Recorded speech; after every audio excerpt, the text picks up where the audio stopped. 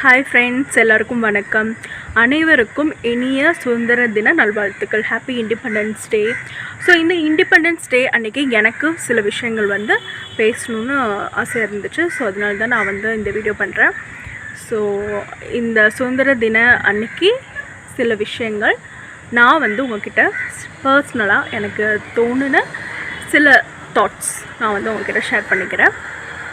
உண்மையாலுமே நம்மளுக்கு சுதந்திரம் கிடச்சிருக்கு இஸ் நம்மளுக்காக நிறைய பேர் போராடி கஷ்டப்பட்டு சுதந்திரம் வாங்கி கொடுத்துருக்காங்க. தேசத்துக்காக ரத்தம் சிந்தி நிறைய தியாகம் பண்ணி வாங்கி கொடுத்துருக்காங்க, இல்லைன்னு சொல்லலை. ஆனால் உண்மையாலுமே சுதந்திரம் கிடச்சிருக்கா? கண்டிப்பாக இல்லை. ஏன் அப்படி சொல்கிறேன்னா, இன்னுமே நம்ம நாட்டில் எவ்வளவோ இடங்களில், நம்ம தெருவில் எவ்வளவோ இடங்களில், நம்ம வீட்டுக்கு பின்னாடி, நம்ம வீட்டுக்கு பக்கத்தில் எவ்வளவோ இடங்களில் எவ்வளோ விஷயங்கள் நடந்துட்டு தான் இருக்குது. பெண்களுக்கு சுதந்திரம் கிடச்சிருக்கா? இல்லை. சரி, பெண்களுக்கு கிடைக்கல.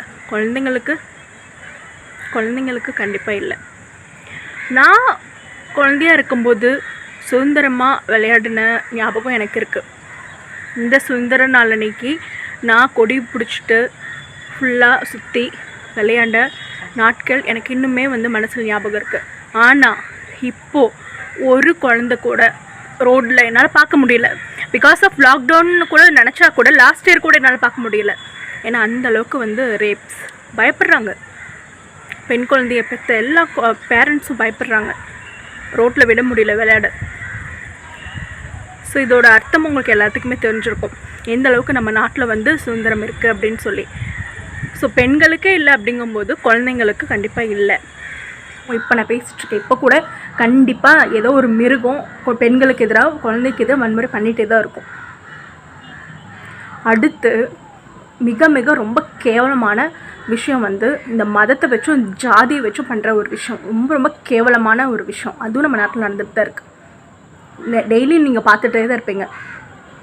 மகாராஷ்டிராவில் தலித்துங்கிற ஒரே காரணத்துக்காக ஒரு அரசு அதிகாரிக்கு அவங்க தவிச்ச வாய்க்கு தண்ணி கொடுக்காம, அவங்க ஜாதி வச்சு தலித்துங்கிற ஒரே காரணத்துக்காக அந்த தண்ணி கொடுக்காம அவங்கள அவ்வளோ கஷ்டப்படுத்தியிருக்காங்க. அப்படி என்னங்க உங்களுக்கு ஒரு வக்ர புத்தி? இந்த மாதிரி சில பேர் இருக்க தான் செய்கிறாங்க. ஸோ எப்போ நம்ம நாட்டில் சுதந்திரம் வந்துடுச்சுன்னு சொல்கிறீங்க? எதுக்கு நம்ம கொண்டாடிட்டுருக்கோம்?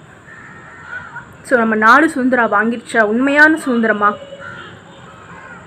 இதெல்லாமே என்றைக்கு இல்லாமல் இருக்கோ அன்றைக்கி தாங்க உண்மையான சுதந்திரம் அப்படின்றது ஆணுக்கும் பெண்ணுக்கும் பொதுவான ஒரு சொல் தான்.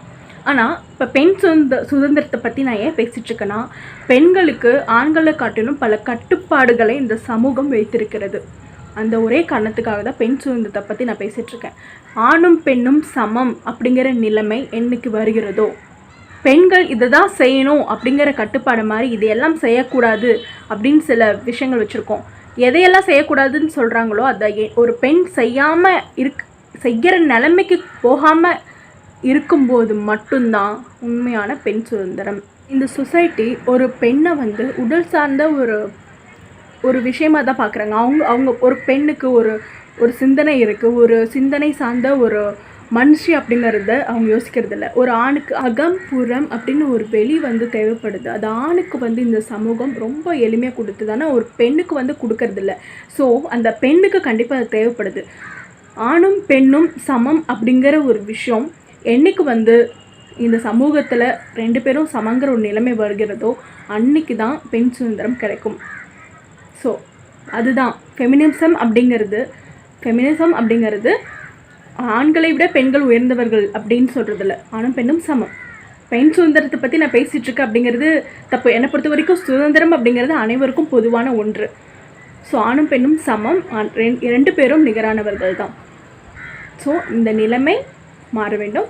ஸோ ரெண்டு பேரும் சமம் அப்படிங்கிற நிலைமை வந்தால் மட்டும்தான் உண்மையான பெண் சுதந்திரம் அப்படின்னு நான் நினைக்கிறேன். தேங்க்யூ.